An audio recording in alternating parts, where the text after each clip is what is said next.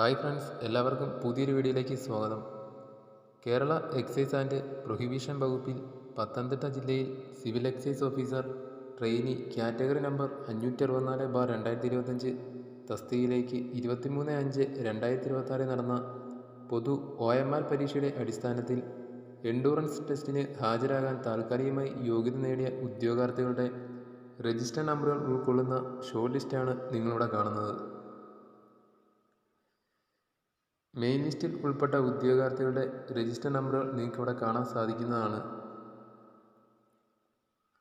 തൊട്ടു താഴെയായി സപ്ലിമെൻ്ററി ലിസ്റ്റിൽ ഉൾപ്പെട്ട ഉദ്യോഗാർത്ഥികളുടെ രജിസ്റ്റർ നമ്പറുകൾ നിങ്ങൾക്കിവിടെ കാണാം. ഷോർട്ട് ലിസ്റ്റിൽ ഉൾപ്പെട്ട ഉദ്യോഗാർത്ഥികളുടെ എണ്ണം നോക്കുകയാണെങ്കിൽ മെയിൻ ലിസ്റ്റിൽ ഉൾപ്പെട്ട ഉദ്യോഗാർത്ഥികളുടെ എണ്ണം 156, സപ്ലിമെൻ്ററി ലിസ്റ്റിൽ ഉൾപ്പെട്ട ഉദ്യോഗാർത്ഥികളുടെ എണ്ണം 85, ഷോർട്ട് ലിസ്റ്റിൽ ഉൾപ്പെട്ട ആകെ ഉദ്യോഗാർത്ഥികളുടെ എണ്ണം 241.